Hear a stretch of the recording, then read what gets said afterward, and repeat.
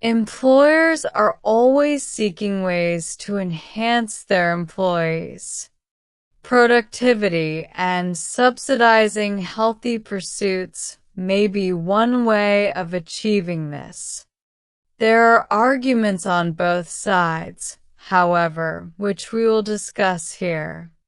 On the one hand, it might be said that if workers are fitter and less stressed, their working time will be more efficient, leading to higher levels of output and service.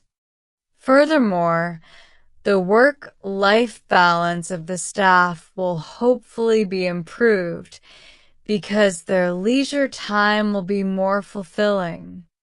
This may even be more motivating than pay increments, perks, or financial rewards such as bonuses or incentives, which may be hard to attain.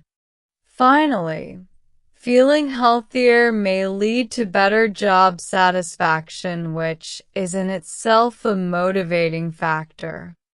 Conversely, the problem with such leisure-based subsidies is that their efficacy is virtually impossible to quantify.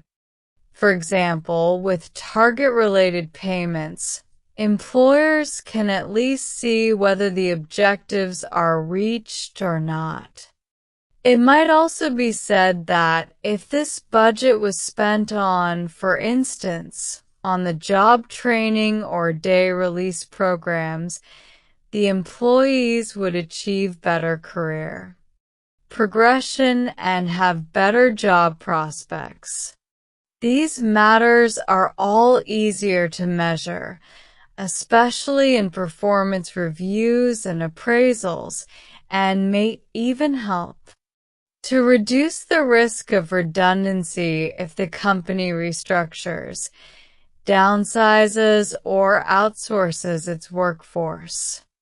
Overall, it seems that while health-related subsidies are superficially attractive, the lack of measurability is a substantial drawback.